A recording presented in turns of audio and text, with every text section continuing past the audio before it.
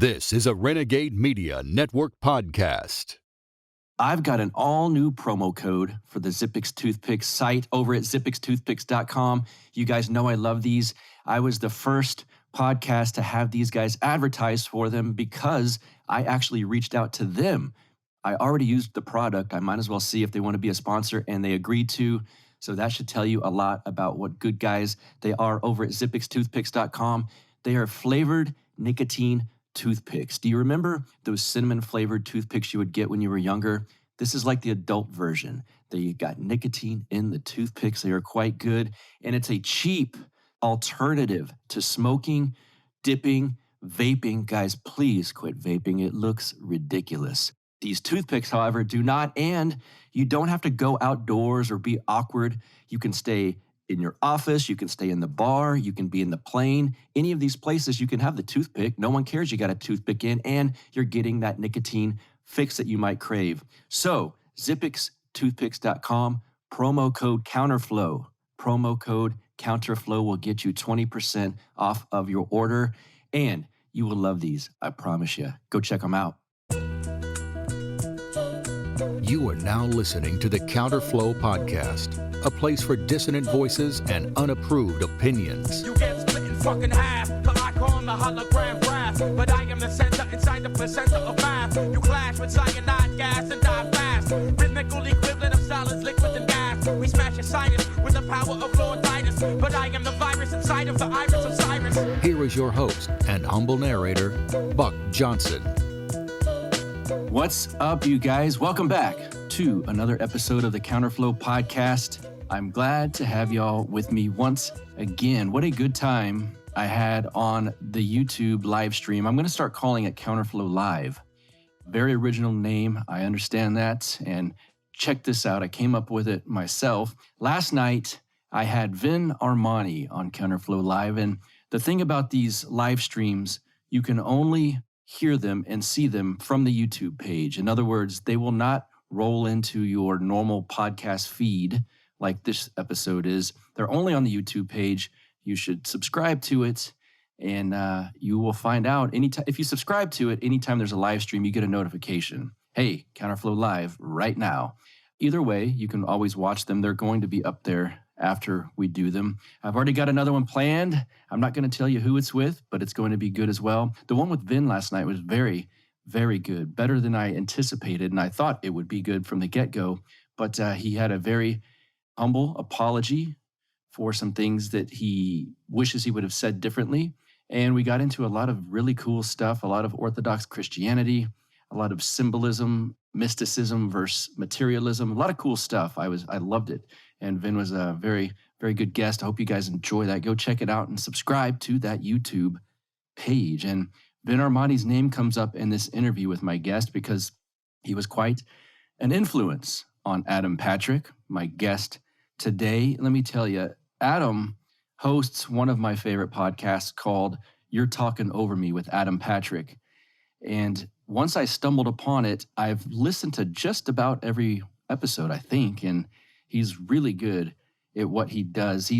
There's a group of us that at some point were labeled post-libertarians, and, I don't know that's necessarily something that has to stick. It's just kind of a label that was, someone came up with, and it had to do with the ideas we were discussing. And Adam's a very deep thinker.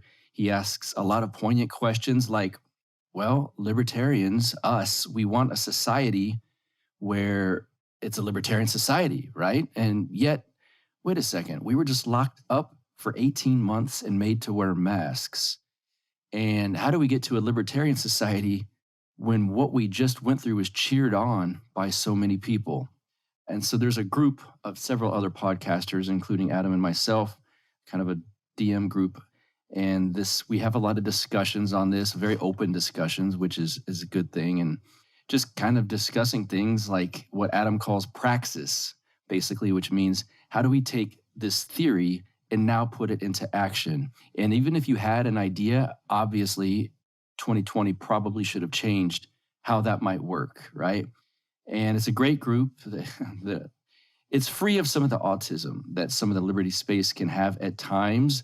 And we've, I think some of you guys will have discovered by now that even libertarians have their own little 3x5 index card of allowable opinion. And how dare you jump off of that little card and come up with something that's not on there? You might get shot down quickly, but not with my friend Adam Patrick. I think you're going to find him thoughtful, probably refreshing relative to all of the noise that's out there. I'll tell you, his description of the Y'er Talkin Over Me with Adam Patrick podcast is this. Adam Patrick hosts the podcast where logic meets magic. This is the intersection of the material and the mystic.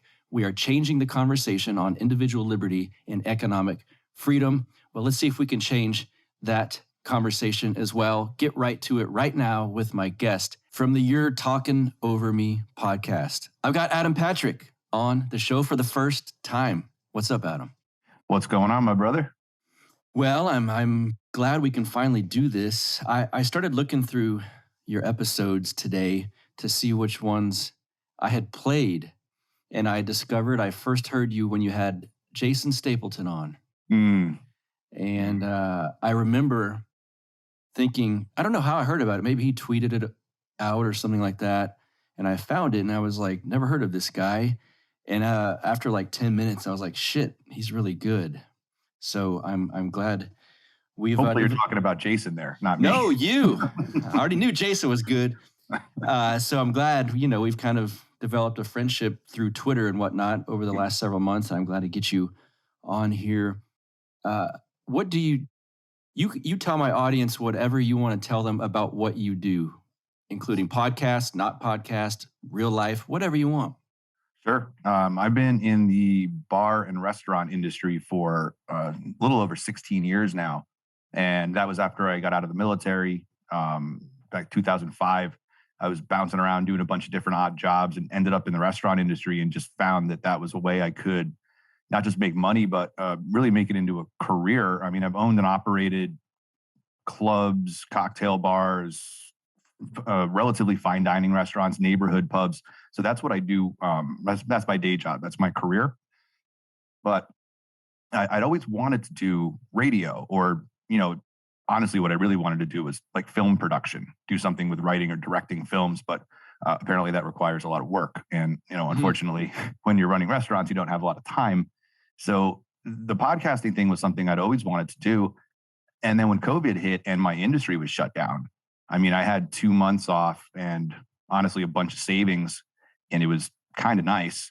So rather than just sit around, I thought, let me, order a microphone on Amazon and I'll sit down in my living room and I'll interview restaurant people. They'll come on, they'll talk about what's going on with their restaurants during COVID and the shutdown and how it's affecting them. And I did, 8 or 9 episodes on that. And then somehow ended up talking about libertarian shit. I don't really know how it happened.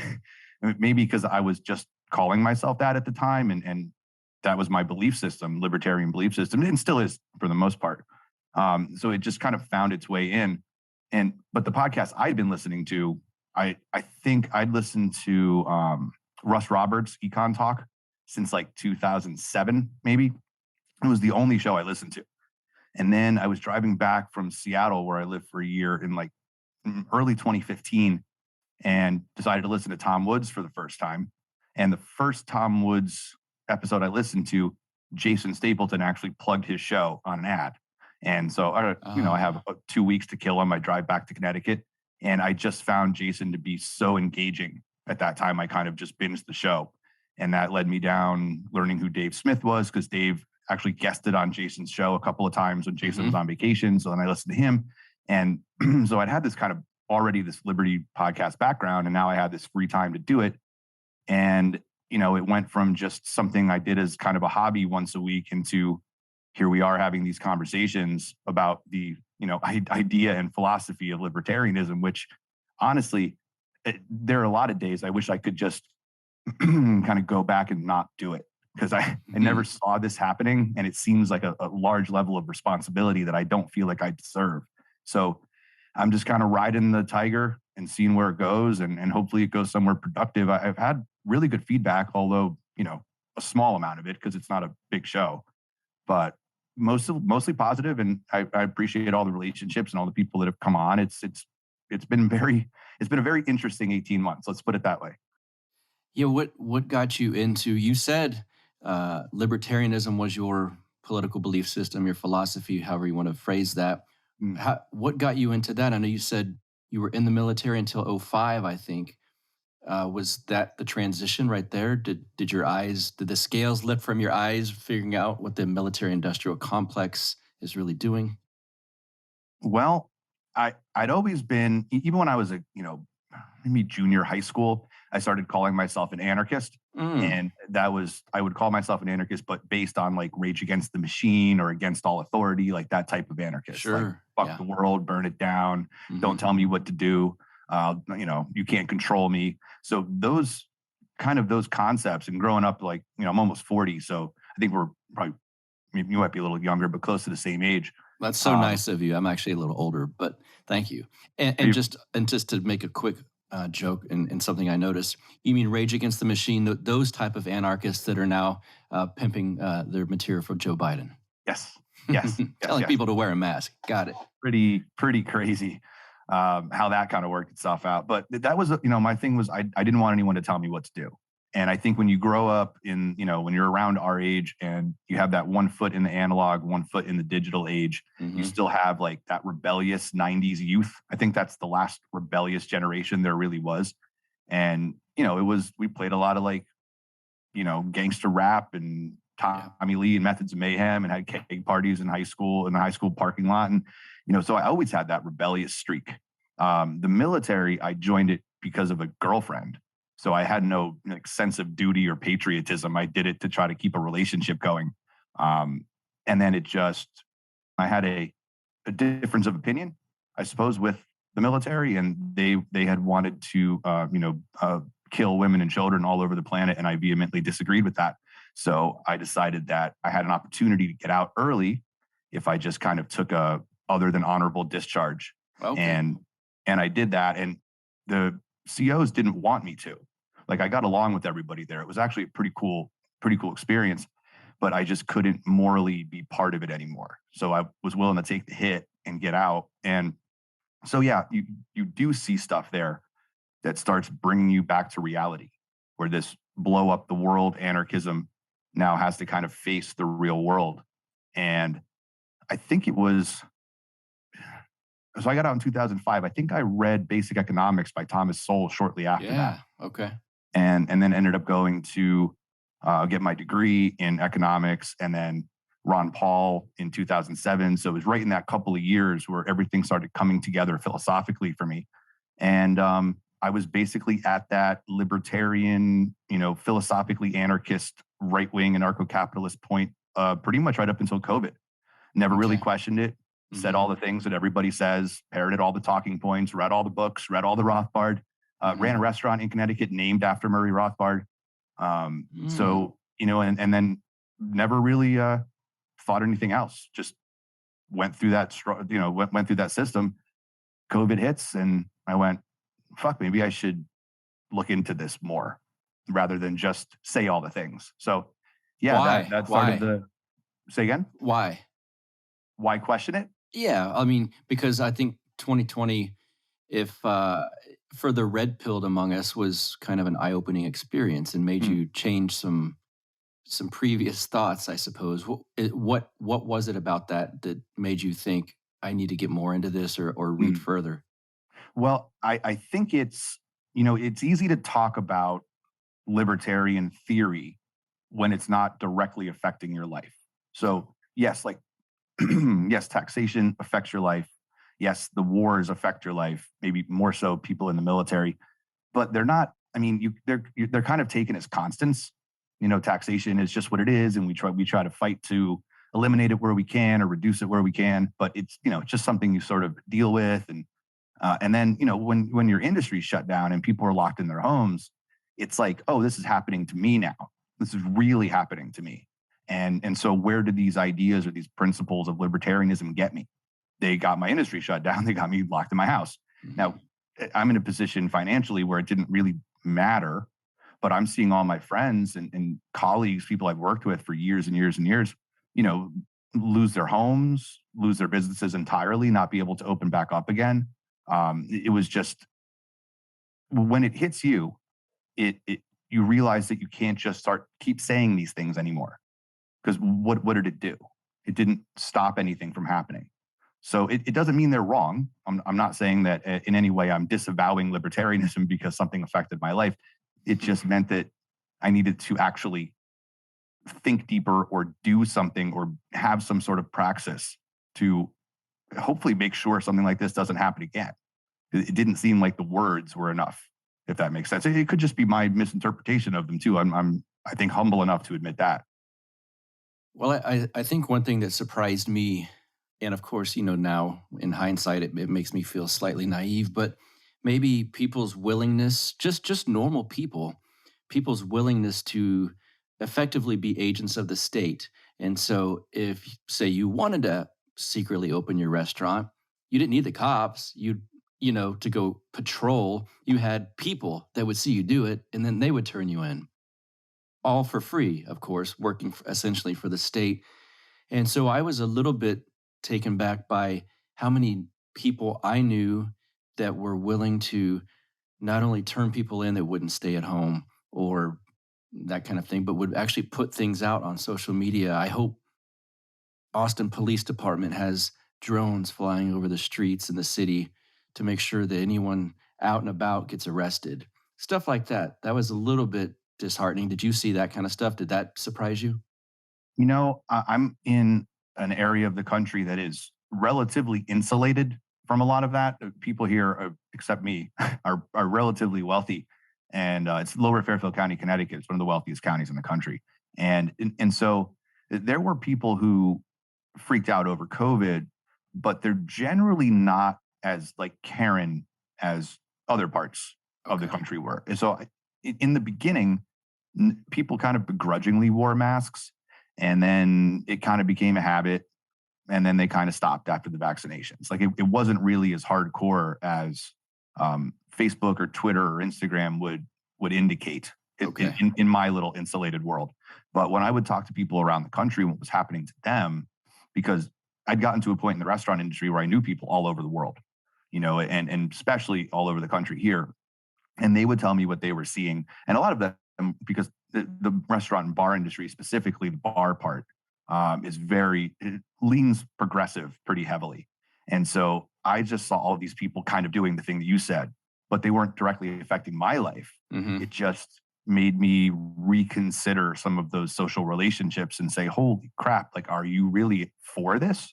Yeah. You would see people whose restaurant was shut down that were like, thank God my restaurant was shut down. Mm. And that just blew my mind. Like, how do you reconcile those thoughts in your head?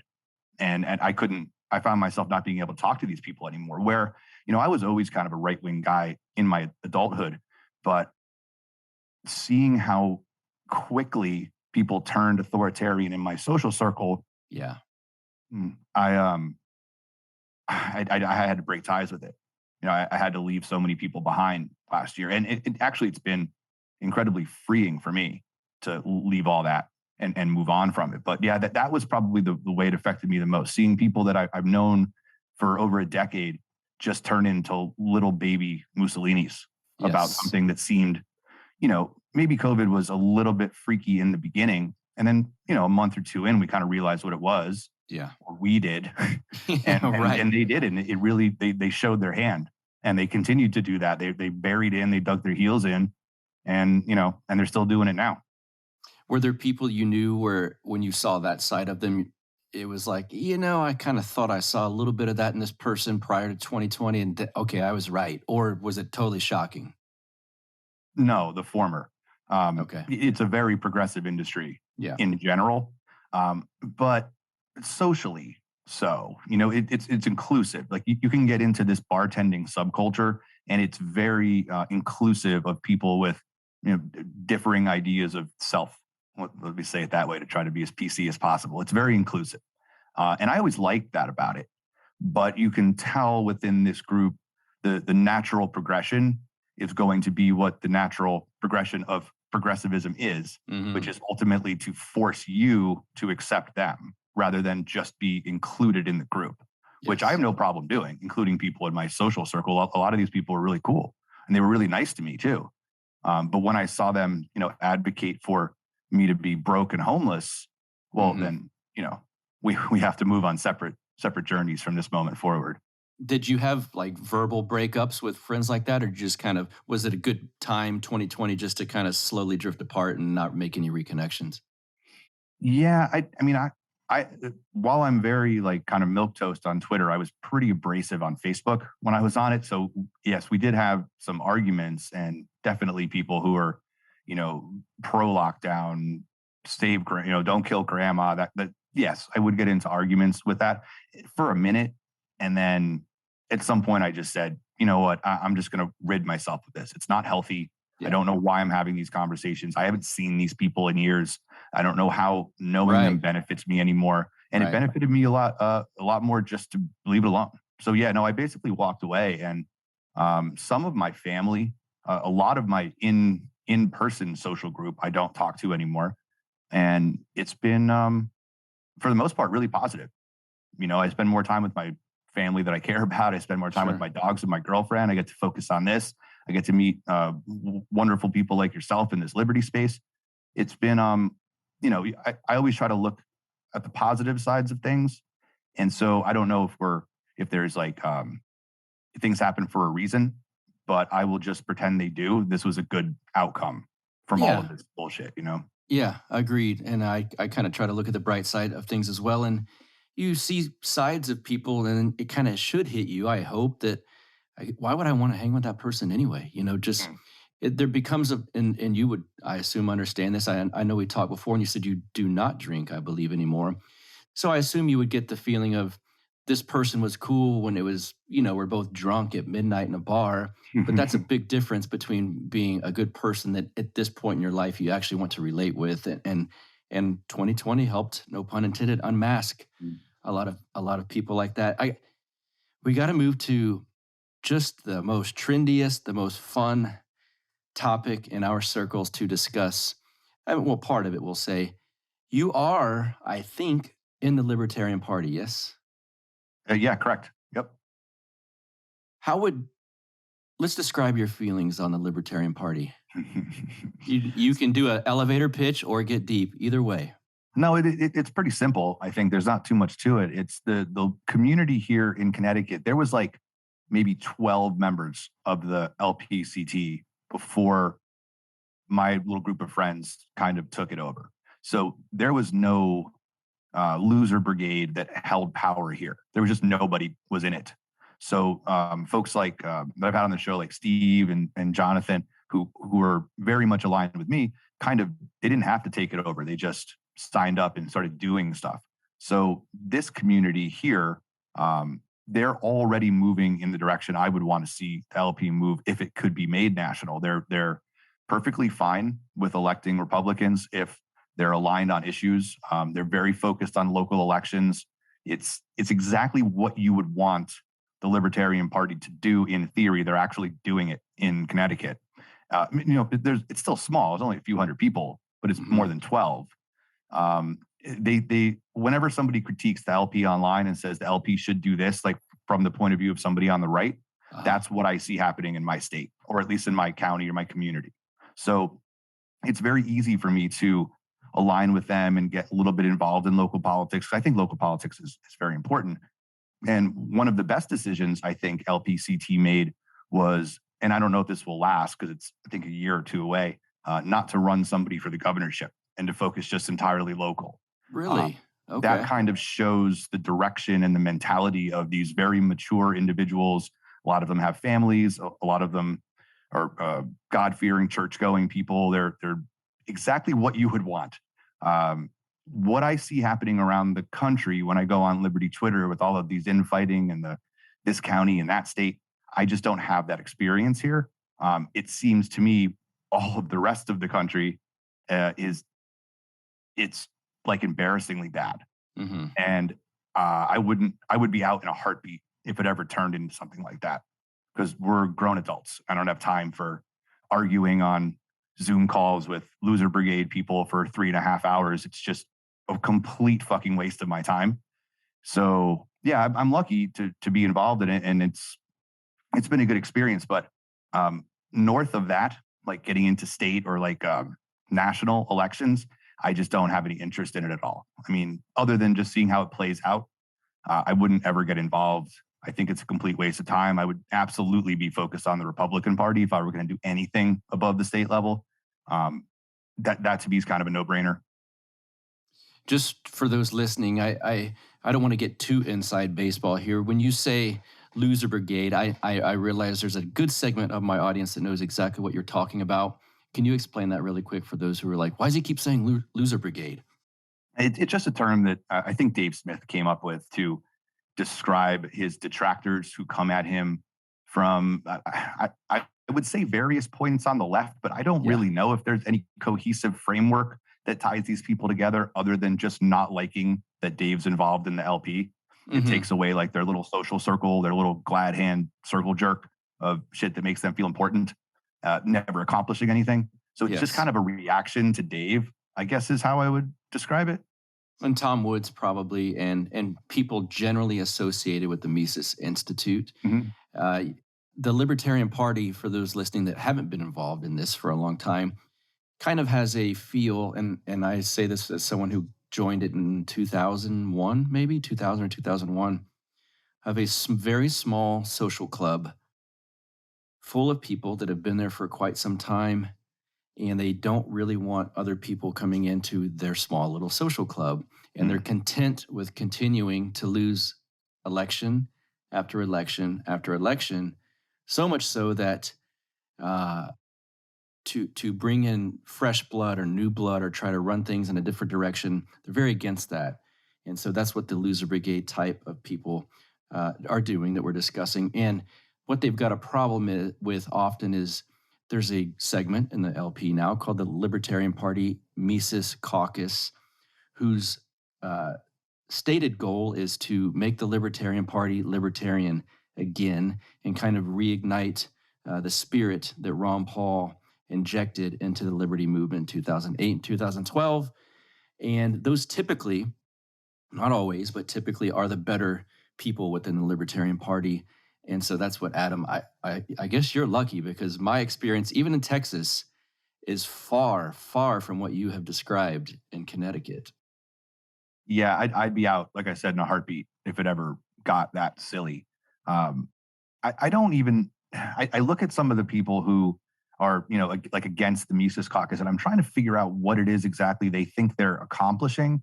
And it's sort of like the analogy I could think of is somebody like running for hall monitor in high school, so they can just have like a little bit of influence, but like in a libertarian-ish way. It's awkward to watch. And I don't know why anybody who would oppose that or would feel opposed by them would ever engage with them in any forum or give them any energy. It just seems like a complete waste of time. And I would even probably posit that if you were to talk to these people in person, they're probably not like horrible humans. I mean, I've known John Hudak in person. He lived in Connecticut, actually right near me. And I met Adam Kokesh through John Hudak. He was a very nice guy. You know, I don't know what prompts some of these people to become so vocal or what they think they're going to accomplish with it. It just seems like an incredible waste of time.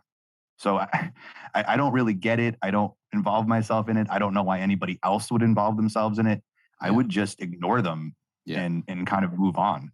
Yeah, that's exactly what I do. They've lashed out at me a handful of times on Twitter, always accusing me of things I already knew about myself, that I like Stefan Molyneux or that I was a Lou Rockwell fan. It's like, okay, ignore. You're just saying things I already know about myself. I want to read a tweet that you put out to get your feelings on what prompted this. Adam Patrick says, "Call me crazy, but getting all caught up with in-group status and popularity might make your idea of individualism a little suspect. Maybe, perhaps, there are bigger concepts at work that are driving you to seek attention." Yeah. I mean, what's that? So we're kind of in like an entertainment space, right? And so in being there and doing this, you would want, I would assume, something to come out of it. So even if I tell people not to follow me or that I don't want attention, it's not like I don't want people to listen to the show. and offer constructive feedback and follow me, quote unquote, on Twitter or whatever. But my goal is to do the show. My goal isn't to have the following. So I'm not begrudging anybody the idea of, if we can just get to 4,000 likes, if we can just get to 10,000 likes, if we can just get to 2,000 subscribers, like the idea, to me, it sounds like you're begging for people to pay attention to you. And if you were worth paying attention to, you would play this low time preference game of coming up with good ideas and seeing where it takes you. In no way do I want to sound like I'm trying to be better than anybody else. It's just my own personal strategy is this will all work itself out emergently over time if what I'm talking about resonates with people. And whatever happens with that happens. I mean, it may take off the show or I may, not do it anymore. But if I can't understand going into it with the intention of just getting likes and downloads. And that's all my attention is focused on, because what ends up happening is you end up diluting your product or becoming so brash about your product that you're not respecting it intelligently anymore. And I don't like that happens to people, but I see it and I don't want to be that person.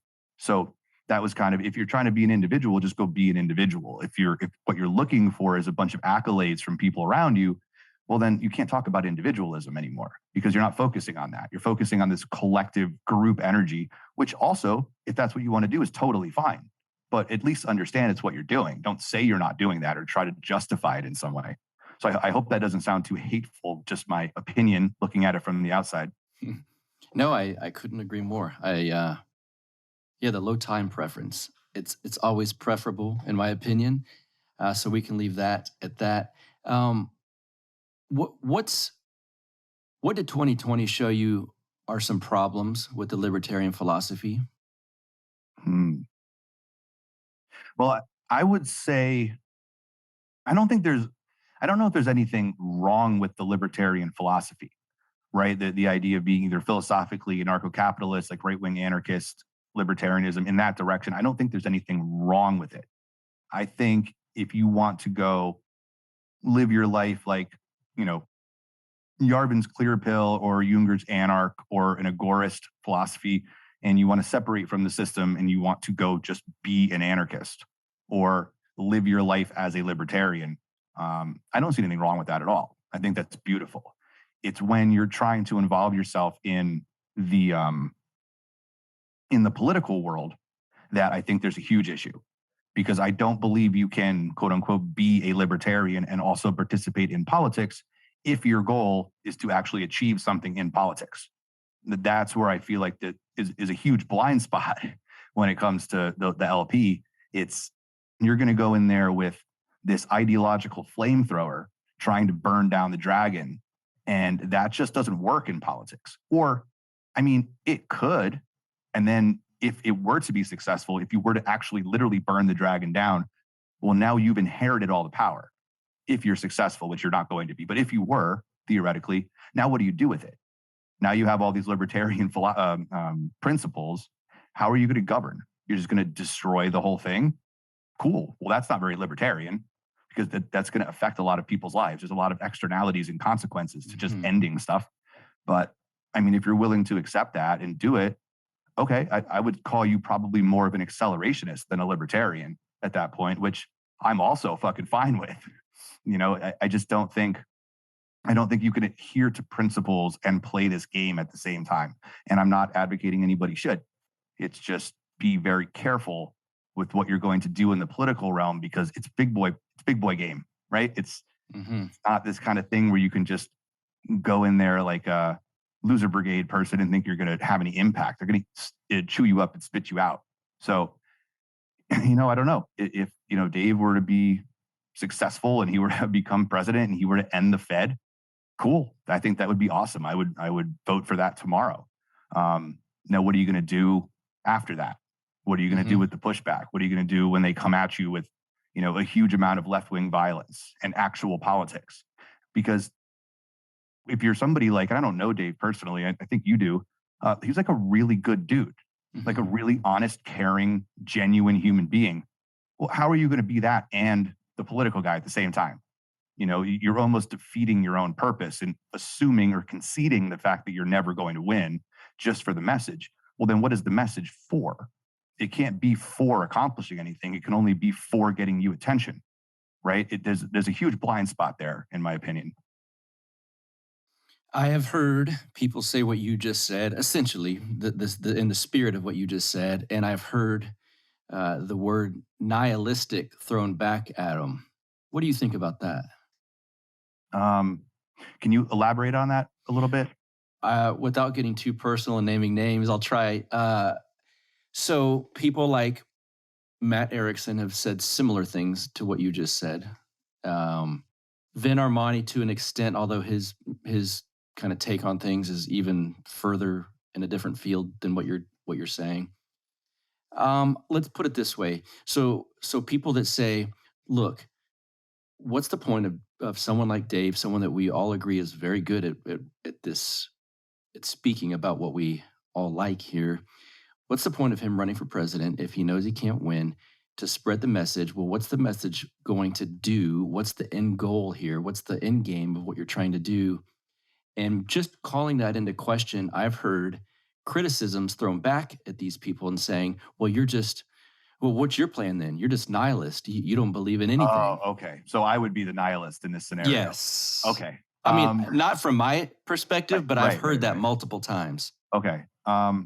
Interesting. I hadn't heard that. No, I think go for it. I mean, I'm not trying to talk Dave Smith out of running for office. Go for it. Let's see what happens.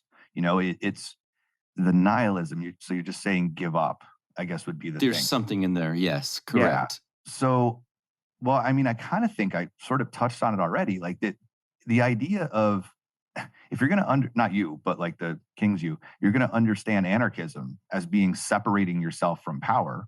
I mean, would those people be calling all anarchists nihilists, or anybody in the agorist community nihilists for removing themselves and trying to create self-sustainability or working within their community to create value and voluntary exchange with other people? Would those people be nihilists?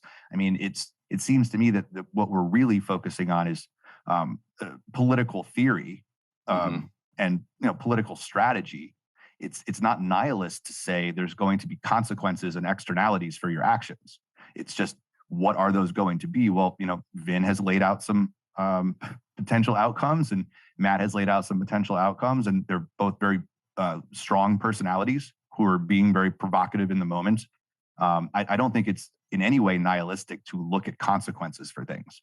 I do think it's a little weird for people who would call it nihilists to then call themselves anarchists or agorists.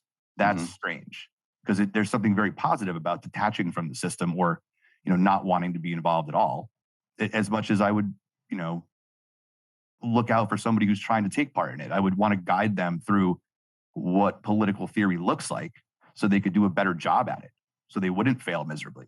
I think that's looking out for your homies, right? It's incredibly optimistic. There's a lot of white pilling in that for me. So interesting. I'd never heard that take before. That's really weird. Yeah, I've heard it multiple times, and I will not name names. For all things CBD related, there is only one stop for you guys. That is PalomaVerdeCBD.com. Once again, PalomaVerdeCBD.com. It is owned by some friends of mine, a wonderful couple out of San Antonio, Carlos and Vanessa. Extremely genuine, extremely fun to hang out and party with, I can tell you that. But really, they're truly very hard workers, and they put a lot of love and special touches into this company, PalomaVerdeCBD.com. It really made me proud to have them as a sponsor. Just to list a few of their products, I'll go ahead and tell you some. They've got the Sleep Bundle Combo Pack. They've got the Mint CBD Tinctures. They got several flavors of the CBD tinctures. And I love the Cool Menthol Sports Cream. The moment you have a sore muscle, I'm not just saying this to sell it. It was genuinely the best sports cream I've ever used before. And it was amazing. I love it. I'm glad to have them as a sponsor so I get this stuff. And you know who really loves them? Selflessly. My favorite stuff that they provide is the pet stuff. And that's because my French Bulldog Lux needs this stuff. The CBD dog chews and the pet CBD tinctures. We put it on his food every morning and every evening. These dog chews are basically like dog treats for him. He used to walk around like a little old man, French Bulldog, and now he's like a very young and tough French Bulldog. He races me around the house because of these CBD products. I'm so glad to have these guys as a sponsor. Please give them business. They're very wonderful people, like-minded individuals, and I've got a promo code for you. So if you enter BUCK, that's my name, Buck, at checkout, you will get 25% off of your order over $75. That's 25% off everything over $75. Please give them a visit, palomaverdecbd.com, enter promo code BUCK, and you will be extremely happy that you paid this wonderful couple a visit and gave them some business. Let's get back to the show. I want to ask you, you mentioned the term accelerationism a while ago, and I hear it a lot, and so far, your personal take and definition on it is the best I've heard. Can you go? Thanks. Yeah, it makes the most sense to me. Can you go over that before we get into why you favor it? Sure. Also, that's a very kind thing to say because there are some really big thinkers that all have very different takes on what it is they are trying to accelerate. Most of them to a level of like scientific explanation that I can't even comprehend. Maybe that's part of it. Nick Land's stuff is so far removed from what I typically think about that I'm not there yet. Maybe that's what it is. But I love your take. Yeah. So my theory is that if you follow historical cycles and patterns, and I've talked about this extensively on Y'er Talkin Over Me, you can see that this current Western style Westphalian governance, democratic Republican governance is in shambles right now. And I believe to a point of disrepair, there's no way to fix it or tune it up or repair it. I think we are seeing like such a bastardization of what this system was supposed to be in theory or even in writing that it's inevitably going to collapse. I mean, formally collapse. It's probably informally already collapsed. And when it does, it's going to take a lot of people with it. So my idea of accelerationism is to help push that to happen sooner rather than later so that it can be controlled by the people who are currently witnessing it so that, our children aren't left to deal with it 60, 70, 80 years from now, that it could happen in our lifetime where you and I and a good amount of people in this social circle are kind of ready to handle the fallout. And when you can control a situation that is inevitable, it's a lot better than having it surprise you down the road when you're not ready for it and just kind of backhand you, and all of a sudden you end up in like a Cormac McCarthy novel. Right. We're trying to avoid, or I'm theoretically trying to avoid violence and destruction by containing it in a way that we're pushing it to happen sooner, if that makes sense. So it's kind of like Aaron from Timeline Earth is very good at articulating these thoughts where you're coming at the left from the left, the right from the right, but you're pushing them rather than arguing them back to some kind of libertarian idea. You're getting them to be more of what they already are in order to break away from each other so that these crazy lefty Church of Woke lunatics go over here and all the, I would say, normal hierarchical social structure kind of semi-religious right goes over there, and then everybody peacefully refuses to coexist. That to me is what I would want to accelerate rather than just seeing total collapse and destruction, which I think is inevitable. Yeah. So you're trying to look more like Building 7, controlled demolition, than the first two. No, I'm joking, people.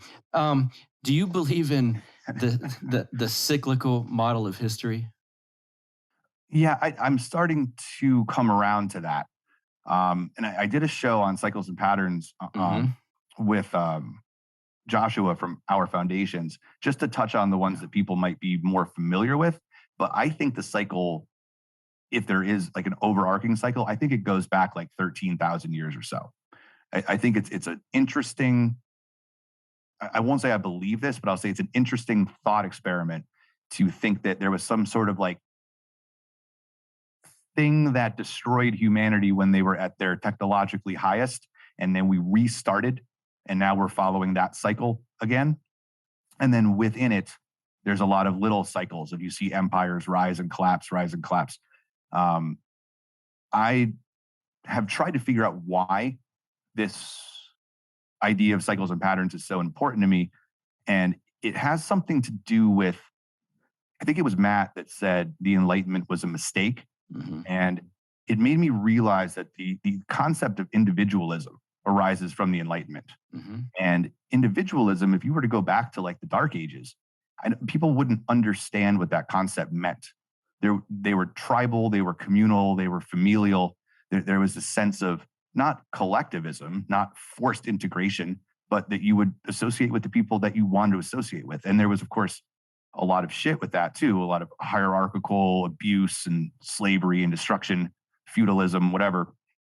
But this idea of individualism comes along. And then as a result of that, this idea of like global collectivism comes along. Each one ending up being a like predictable, but probably not sought after result of the former. And I don't see what comes after global collectivism other than complete and total destruction. And this sort of rebirth back to the community, the family, the tribe. So whatever that means to the listeners, to me, it means let's just go back to that now, because that seems to work really well. And that is also very much in line, I think, with libertarian and anarchistic principles, which is decentralization, secession, right? Tribalism, essentially. It all seems to kind of work together in this beautiful pattern. But that's where I'm at now. I don't know. Maybe I'll change my mind tomorrow. I think I tend to be that way. And part of why I like your explanation of it is because I hadn't thought of myself in this manner. But when I see things like, for instance, the politicians from Texas on the airplane without masks, and it pissed everyone off. They flew. I always think, oh, good. I actually like that. I want people to see that. And, I've heard people fear, oh my God, when will Kamala Harris become president? I want it to be soon. I think that's going to be very good to move us forward into this accelerationist way of life. I mean, that's what's going to happen, because she was one of the least popular candidates in the entire field that the Democrats gave us. And she will be the president of the United States, unelected. And so I think things like that are very, very good. When I see California's governor pushing for lockdowns and pissing the red state people of California and what ones are there, I like that. So I think that's kind of in the same mindset. Like the faster people see what's really going on with this stuff, it's kind of getting red pilled in a way. The faster we can move towards what you're talking about. Does that make sense? Yeah, and I would agree. And this might be where I differ with my good friend Andrew from Popular Liberty a little bit, where and maybe a few other people, where I think I think there's a positive outcome to that type of accelerationism, where maybe some people would say there wouldn't be. But if like I wanted Biden to beat Trump. I did want Trump to beat Hillary, but then I wanted Biden to beat Trump, because if you have an end game, right, a very specific goal that you want to get to, which let's call it liberty, right? It seems to me the quickest way to get there is to use whatever political tactics you need to do it. So yes, I am somebody who will say the ends justify the means, I suppose, in this political sense. And if that means getting Kamala Harris into the White House, if that's going to get us to state secession, if that's going to get us to, a more right-wing community of people who are leaving the left-wing people like over there, and that's what it takes to do that, then okay, like whatever it takes to get there. And so I've even said like all fights on all fronts at all times with all weapons and all allies. I don't mean that like I'm going to hang out with the loser brigade and we're going to like spread liberty. I mean, if you're moving with me in that direction, then we will, if it takes Bernie Sanders being elected, then that's what it takes to get us to the goal. Right. To me, there is no principle in politics. It's all about justifying the ends. Yes, well put. So that's why the left always wins, because that's exactly what they do. is that philosophy. And the right sits over here and says, well, we have principles, so we stick by them no matter what. And it's like, well, yeah, but it's politics. You can't do that. Mm-hmm. And politics is war by other means. And I know there are libertarians that are going to hear this and they're going to think I'm a crazy person for saying that. And my only advice is then don't go into politics. Correct. It's an easy fix to this. Just don't involve yourself in politics. I would actually prefer that. Yeah. Right. And I'm not even saying I'm going to involve myself in politics. I'm just saying if you are, you have to be Machiavellian. You have to do it or it's not going to work. Yeah. Does libertarianism have an atheist problem in your mind? I think I was the first person to mention this, but it's such an easy concept to come to that probably it could have been anybody. But yeah, I've looked at libertarianism and thought it is basically the life of Christ that you're talking about. There's nothing political in the theory of libertarianism. That's an extrapolation that we were talking about that has really nothing to do with just being libertarian. I see it as the life of Christ. And if we already have that, why do we need libertarianism?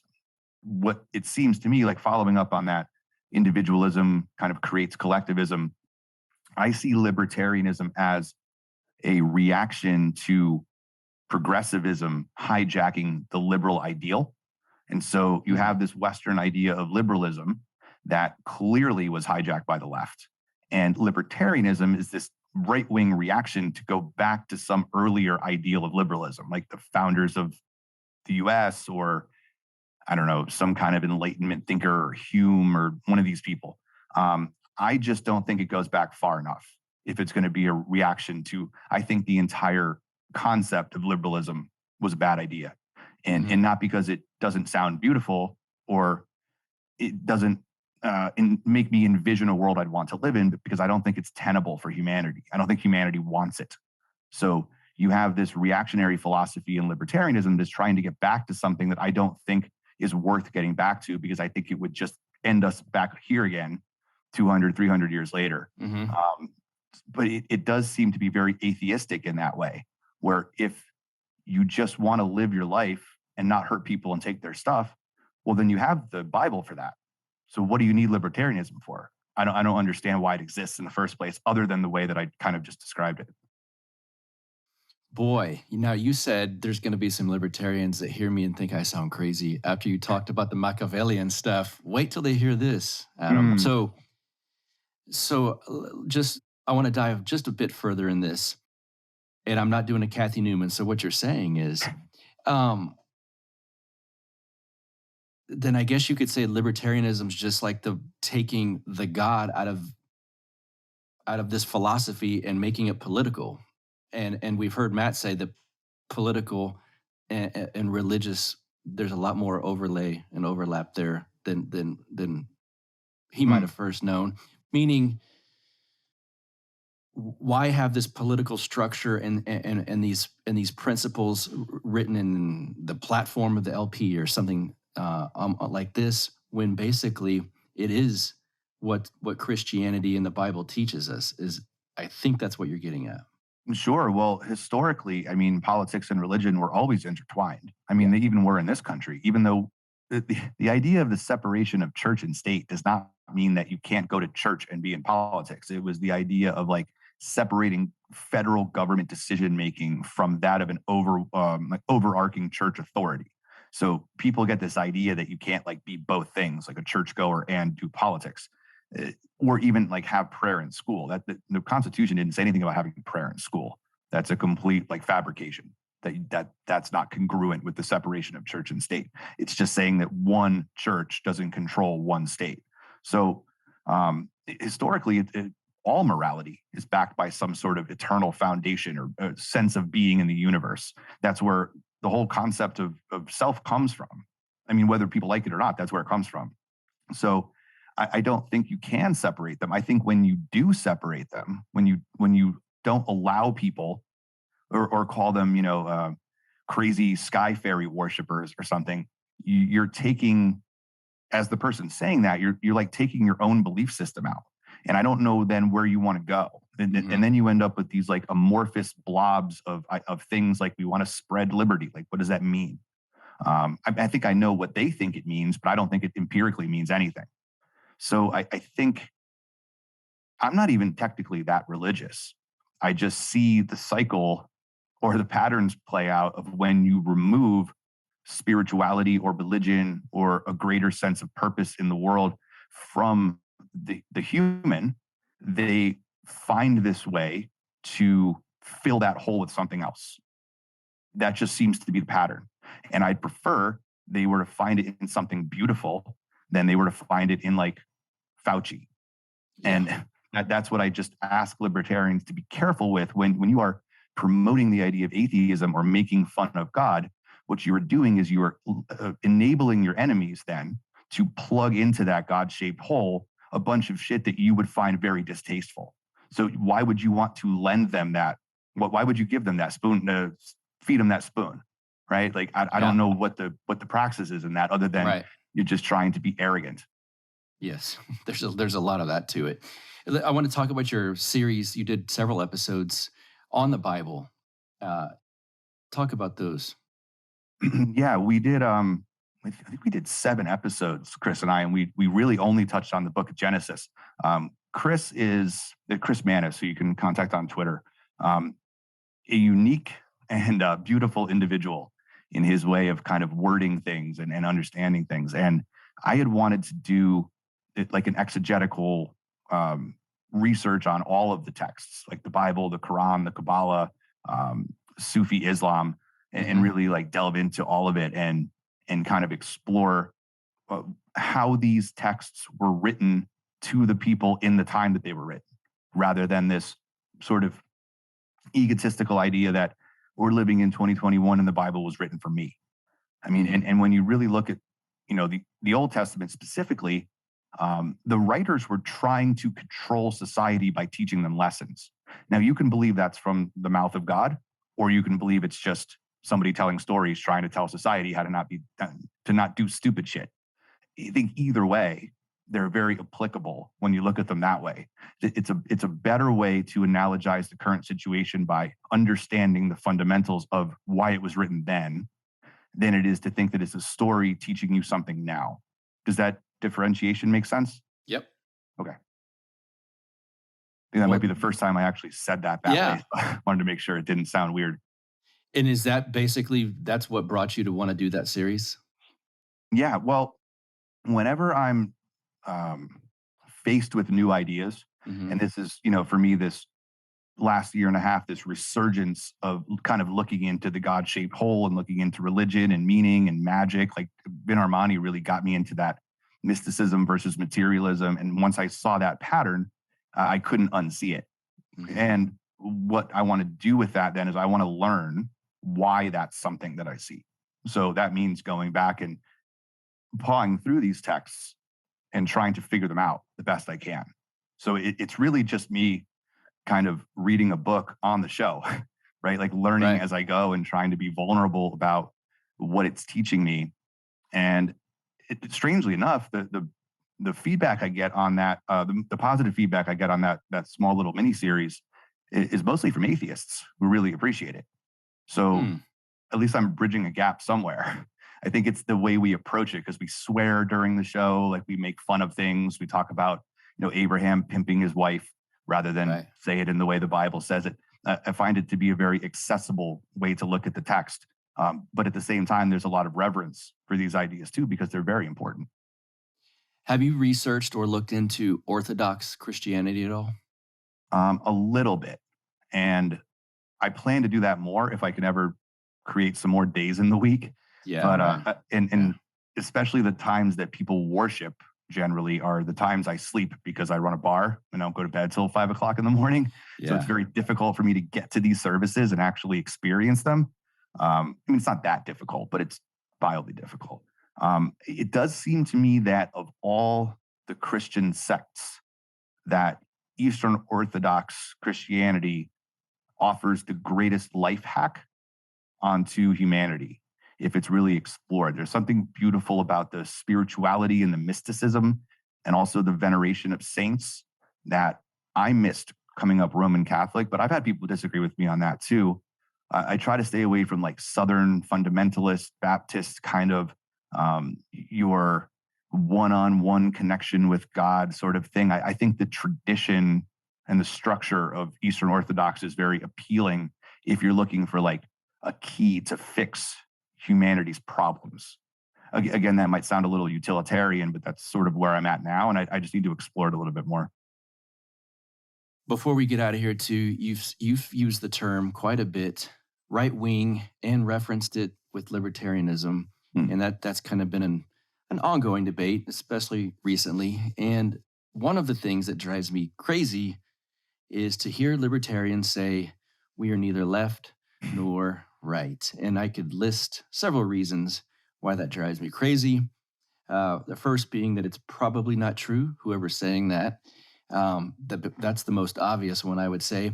What do you think of that phrase? And I know I set it up in such a biased way because now you're going to think, well, if I really like when they say that, I don't want to say it on this podcast, but I know you don't like it. So talk about what you think of when you hear one say that. I think anybody who says they're neither left nor right is on the left. I think that's pretty much nail it down. That's exactly what it's always going to be. And they probably, like you said, they probably wouldn't admit it. Yeah. But that's where they're coming at it from, because you were either decidedly pro-right or on the right, or you were at least left curious. And if you're left curious, you're not on my team. That's not acceptable to me. So anybody saying they're neither left or there are people who I know are on the right that have been saying that statement for so long that they can't break from it. Like they feel if they do, they're like, I don't know, like cashing in their libertarian card or something. Okay. I think it, I mean, I've said stuff on my show less than a year ago that I listen back to now and I don't agree with anymore. Oh yeah, same. I've said I'm neither left or right I think within like the last 18 months, I've said that. So, and I had to think about why. It certainly wasn't because I was on the left. It was because that's just something that you say. Yes. I was just parroting something that somebody else said to me once. I never even really thought about it. But if it's something you believe, well, then you're definitely on the left. The left has done a wonderful job at making the default position, I would say, in American life, just the default factory settings of a normal human, I would say, are leftist now because of how people are raised up through government schooling. The culture, society around them, for the most part, are all controlled. Every institution, for the most part, controlled by the left. And so if you go through life not really caring, well, I think you're going to consider yourself left-leaning. In other words, you would never want to abolish Social Security. You would never, let's say, think that zero income tax is a good thing, that zero welfare, zero warfare is a good thing. Because, right, we've got to spread these ideas of liberty and democracy all across the world. But there's part of me that thinks when someone says, I'm neither left nor right, they're so steeped in leftism that they almost don't even sense that they are of the left. But hey, I'm a libertarian, so I can't be, right? I think that's part of it too. But then, of course, that goes back to, well, like you said, they're probably of the left. There's also the idea of, if anyone's seen The Dark Knight, there's Joker's talking to Batman and he's saying, like, you complete me. And he's saying, I wouldn't even know I think he maybe was talking to Harvey Dent, but he says, if I caught the car, I wouldn't even know what to do with it if I caught it. I feel like for a lot of people who are talking or speaking in the libertarian anarchist circles, they rely on the fact that the state exists for their own identity. And they don't actually want it to go away because then they wouldn't have something to rail against anymore. And and so there is this sort of like intentional long game of failure that they're playing, maybe subconsciously or consciously, where if you win, it's the same thing with like a wokie, right? Yeah, if you were to abolish racism, then you don't have an identity anymore as an anti-racist. Yeah. So you have to perpetuate it in order to have this dragon that you're trying to kill all the time. I don't think libertarians and anarchists are immune from that. And so there's definitely that part of it too. That's not obviously everybody, and very few people probably in like our circle would think like that. But I think it's more applicable than people realize. Who's influenced you over the last several years since you started the podcast? Who has influenced you, who's kind of made you think about things differently? I'm asking you this because I want my audience to hear some of these names. I have no idea who you're going to say. It's really simple. Somehow I ended up listening to Free Man Beyond the Wall. I don't know how I found it, but that was like, other than Dave Smith, Dave Rubin, Tom, and Jason, I started listening to that like a week into the lockdowns in 2020, and he had Vin Armani and Curtis Yarvin on. And I was familiar with Curtis. I'd read Unqualified Reservations as it was coming out back in 2007, 2008, right when I was getting into that kind of liberty space. And hearing him on a podcast was like, holy shit, this is the guy. This is the guy. And then Vin being on there, Cyprian being on there, talking about the dim age and cycles and patterns. I obviously credit Pete with having those guests because I don't think they were on anyone's show before that. And I knew Vin from the TV show and the Ascendant project that he did on YouTube back in 2017, but I hadn't listened to him in 3 years since that video project. Those ideas really pushed me into this space. And then I think that probably is true for a lot of us. I mean, the shows that I listen to now on like regular rotation, yours, Pete's, Counter Markets, sometimes if that comes like there, I would say Vin, Curtis Yarvin, those two people really influenced me. And I think I said to Matt Erickson on one of the shows that we did, if I could get those two somehow in like a large hadron collider and smash them together, I think something beautiful like the God particle would come out of it, or the entire destruction of the universe. Yes. They're such brilliant thinkers. So they are. I wish they probably got me to the place I'm at now. I wish we could get them to have a discussion. At this point, I don't believe it'll never happen. It's not the right time. No. I've said the same thing about Scott Horton and Michael Malice. Just not going to happen. I wish it would. I'll give you the floor right now, and before we get out of here, you can say anything you want. Don't go plug in your show yet, because we're going to do that too at the end. But other than that, say whatever you want. Oh, I don't know, man. I mean, when you asked me to come on, and then you had like Hotep Jesus on, right before me, I was like, well, I hope people aren't disappointed. It feels like the guy I'm batting behind just is hitting 400 and he's destined for the Hall of Fame, and I just got called up from AAA. So I really hope people will take some time to think through some of these ideas and really not just react negatively to them right off the cuff. I don't find myself to be incredibly bombastic, or I'm not trying to mess with anybody or go on Twitter and troll you. It's just, these are things I'm thinking about, and I could be wrong. I mean, I don't think I am, but I've been wrong before. And I do try to keep them vague enough, I think, as I'm working through them, to be worthy of debating or having a conversation about. So, there are people in my social circle who probably don't approach it that way. Maybe also grant them a little bit of freedom to work through their ideas and discuss it with them, because I think when you do, you will find, 10, 20, 30, 40 years from now, these ideas will resonate with a lot of people. It's to me a very realistic way of looking at a very esoteric belief system and trying to rationalize how to make it work. And I would conclude that by saying, I feel like, rather than distancing myself from calling myself a libertarian, I feel more of a libertarian now than I did a year and a half ago.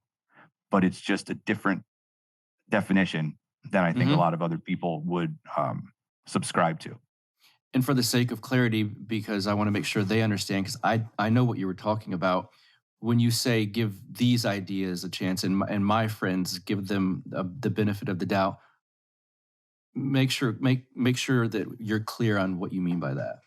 You mean the people? Yeah, well, not even name by name, but you're not talking to, let's say, a layman audience and saying give the ideas of liberty a chance. You're talking to right.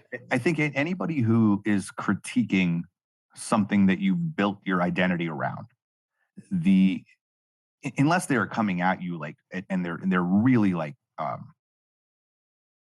taking it personal to you on social media or something, or they're like calling out your family. If they're just poking at your ideas, understand that comes most times from a place of love, and that they probably have been in your shoes, and consider it. This natural defensive mechanism to turn on and dig in and not allow people to, expand your mind. Most libertarians would say that they're well read, that they've, studied their enemies, that they've read all these books, that they understand philosophy. And yet if you question something, they just retreat back into this defense mode. Yeah. And it's not a good look.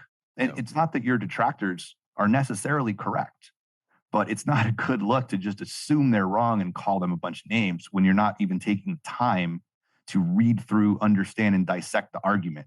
And even to that point, maybe some of us aren't making the argument well enough yet, but I don't necessarily know if there's good faith to try to understand it. Mm-hmm. So maybe it's just this blanket call for people to chill out, understand this comes from a good place, and maybe something positive can come out of this if you just let it happen. Mm-hmm. Book recommendations. I've been asking guests that on and off for over a year or two, and my friend Bobby texted me today and he said, keep asking your guests that. So it's a hit. I just reread Democracy, the God That Failed. Mm-hmm. I highly recommend that one too. You had on your show, is it Brian Teitelbaum? Brian? Oh, Ben Teitelbaum. Ben Teitelbaum. Yes. I had read his book on Bannon last summer. I actually just reread it this week. Love it. Because I remembered how much I love that. That was awesome to hear you talk to him, because I'd totally forgotten I'd read that book. I think I have one called Break It Up, which is an idea of United States secession from the point of view of a leftist. I don't remember his name off the top of my head, Leonard something or Howard something, but the title of the book is Break It Up. And it's a leftist looking at breaking up the country into 7 or 8 sections or regions. Yeah. That was pretty interesting. Cows, Pigs, Wars, and Witches is a pretty good one too. If you want to look at kind of how structures and tradition and things like why do people not eat pork in certain parts of the world, that's a pretty cool one. I got that from my mother. She's a sociologist, so she lends me these things to read into different cultures and stuff. What else have I been checking out? Oh, I started listening to what's it called? Integral Theory, the book on integral theory. Okay. I can actually look it up real quick if you have a second. Yeah. I don't remember the gentleman's name. Ken Wilber, I think is his name. And it's called The Theory of Everything. Okay. It's a 6-hour listen on Audible. So integral theory. James Jenneman turned me on to the idea, and it's the first I've heard of it. So I don't know, maybe it'll turn out to be shitty, but it seems like a pretty good listen so far. Excellent. Plug your show. Plug your social media presence. You say, don't follow me. We already know at this point we want to follow you. So give them all of that. Well, I hope it's worth following. You're Talking Over Me. It's YER, talking with no G, and then Over Me spelled normally. And you can find it on any podcatcher, of course. I will have video up on YouTube probably starting next month now that I'm technologically savvy to some extent. Mm-hmm. And any social media platform at I am Adam Patrick. It's mostly Twitter. It's pretty much only Twitter. But you can reach me there, DM me if anybody wants to. I get DMs all the time from people, and I love discussing things. And then You're Talking Over Me at protonmail.com if you want to go a more formal route. I do get a lot of feedback there as well. Everything has been incredibly positive. Even people who have disagreed with me have been very polite and kind about it. So I appreciate that. And I hope you keep listening. Have you had any good stalker type mail? No, but man, I'm going to have this flat earth dude on the show. Oh my God. Dave. My goodness. and we probably don't have enough time for me to tell you the story, but when I have him on, I'll tell the story in the prologue about how this dude landed in my lap. But I think it's going to be highly entertaining. I have a hilarious story too. We'll talk about it when I hit stop here in a minute. All right. All right, Adam Patrick, You're Talking Over Me. Thank you so much for being here on Counterflow. Love it. Thanks, brother. Yes, sir. I hope you guys enjoyed my chat with the Adam Patrick from the You're Talking Over Me podcast. Go check his podcast out. I'm telling you, it's a damn good one. And speaking of damn good, you got to see the Counterflow webpage because my buddy Bobby Pearson has put it together, and I'm proud of the work he has done. The T-shirts are on there. Let me tell you about the T-shirts. The Counterflow podcast T-shirts are great looking, designed by my man Neocon Remover from Twitter. And we had this Death to Tyrants T-shirt sale, this closeout sale, everything must go type sale. Well, it worked because they're gone. So no more Death to Tyrants shirts. However, we do have almost every size of Counterflow shirt, with the exception now of extra large. You extra large people, you ordered all of the Counterflow T-shirts that I had in stock with that size on them. So we've got small, medium, large, and I think double XL. And so once I sell out of those, I will restock with the new design. Who knows? Or keep the same design. I like it a lot. And I spent a couple of days last week just mailing out shirts, or really not mailing them out. How long does that take? But packing them. And it was a cool feeling. It was odd a little bit because I'm not a salesy type selling merch and things like that. It's not my thing usually, but it did feel good to get that many orders and to get them out to you guys. So thank you for that. The YouTube page, like I said at the top of the show, you will miss these excellent live streams if you do not subscribe to the YouTube page. So go do that. And the Telegram group is always live and kicking. Lots of people in there. We just hit 200 people in that group. Lots of great articles to be shared. Lots of good discussion back and forth. Some other podcasters in there that you might recognize. And it's a good time. And now a few of us are taking a little spin-off from that room and starting the Counterflow podcast fantasy football Telegram. So if you are interested in something like that, we could use a few more players. Jump into the Counterflow group, and then we can get you to the fantasy football chat from there. Pretty dorky, but you know it's going to be fun.